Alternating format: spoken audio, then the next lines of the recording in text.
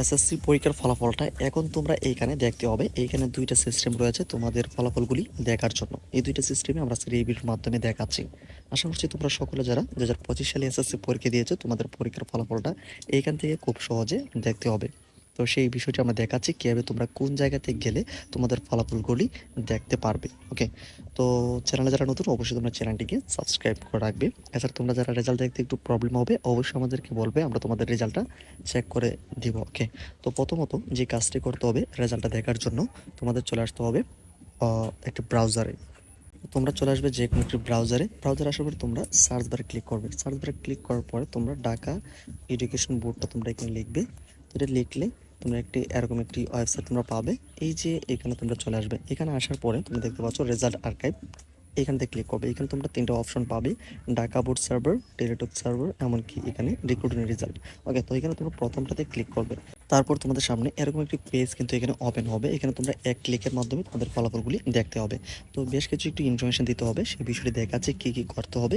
এছাড়া কিন্তু এখানে আরেকটি নিয়ম রয়েছে, যে নিয়মটার মাধ্যমে জাস্ট নাও কিন্তু তোমাদের ফলাফলগুলি দেখতে হবে। ওকে, তো তোমরা প্রথমত যেটা কাজটা করতে হবে, নেম অফ এক্সামিনি, এখানটাতে ক্লিক করে তোমাদের যে এসএসসিতে সিলেক্ট করে দিবে। তারপর হচ্ছে নেম অফ এক্সামিনি, এখানে তোমাদের 2025টা সিলেক্ট করবে। তারপর হচ্ছে নেম অফ বোর্ড, তুমি কোন বোর্ড থেকে পরীক্ষা দিয়েছো সেই বোর্ডটা তোমরা এখান থেকে দিয়ে দিবে। বোর্ডটা দেওয়ার পরে এখানে দেখতে পাচ্ছ রেজাল্ট টাইপ, এখানে তোমরা ইন্ডিভিজুয়াল, অবশ্যই এখানে ইন্ডিভিজুয়ালটা সিলেক্ট করে দিবে। তারপর দুইটা বক্স ওপেন হবে। এখানে তুমি দেখতে পাচ্ছ roll number in examinee in English, অর্থাৎ এসএসসি পরীক্ষার যে রোল নাম্বারটা রয়েছে সেই রোল নাম্বারটা এই বক্সে দিবে। এমনকি রেজিস্ট্রেশন যে নাম্বারটা, এই রেজিস্ট্রেশন নাম্বারটা এই বক্সে দিবে। এই দুইটা জায়গাতে কিন্তু তোমাদের ইংলিশে ইউজ করতে হবে, রোল নাম্বার এমনকি রেজিস্ট্রেশন নাম্বার। দুইটা বক্স ফিল আপ করলে তোমরা কিন্তু দেখতে পাচ্ছ একটি ক্যাপচা কোড রয়েছে। ক্যাপচা কোডটা তোমরা এই যে বক্সটাতে এখানে তোমরা দিবে। এই যে সিকিউরিটি কোডটা, যদি তোমরা এটা বুঝতে সমস্যা হয় রিলোড অপশানে ক্লিক করবে। তারপর তোমাদেরকে নতুন একটি ক্যাপচা কোড দিবে, এইখানে তোমরা সেই ক্যাপচা কোডটা বসিয়ে দিবে। তারপর তোমরা দেখতে পাচ্ছ ভিউ রেজাল্ট, এখানে ক্লিক করলে কিন্তু তোমাদের ফলাফলটুকু চলে আসবে।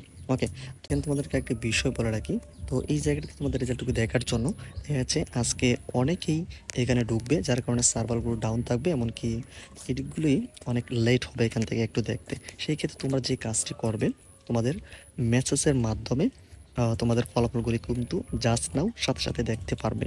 তো এসএমএস এর মাধ্যমে তোমাদের ফলাফলগুলি দেখার জন্য তোমাদেরকে যে কাজটি করতে হবে, তোমরা যারা সাধারণ শিক্ষা বোর্ডে রয়েছে অর্থাৎ জেনারেল বোর্ডে, এখানে তোমরা এসএমএস অপশনে গিয়ে তোমরা টাইপ করবে এসএসসি, তারপরে তোমরা যদি ঢাকা বোর্ড হয়ে থাকে ডিএইচএ। এছাড়া যদি তোমরা অন্য বোর্ড হয়ে থাকো, তোমাদের যে বোর্ডের প্রথম 3 অক্ষর সেটা তোমরা এখানে দিবে, অবশ্যই সেটা ক্যাপিটাল লেটার দিবে। তারপর তোমাদের এসএসসি পরীক্ষার রোল নাম্বারটা এখানে দিবে। তারপর এখানে তোমরা 2025 লিখবে, এটা লিখে তোমরা সেন্ড করবে। এই যে দেখতে পাচ্ছ 16322 এই নাম্বারটিতে।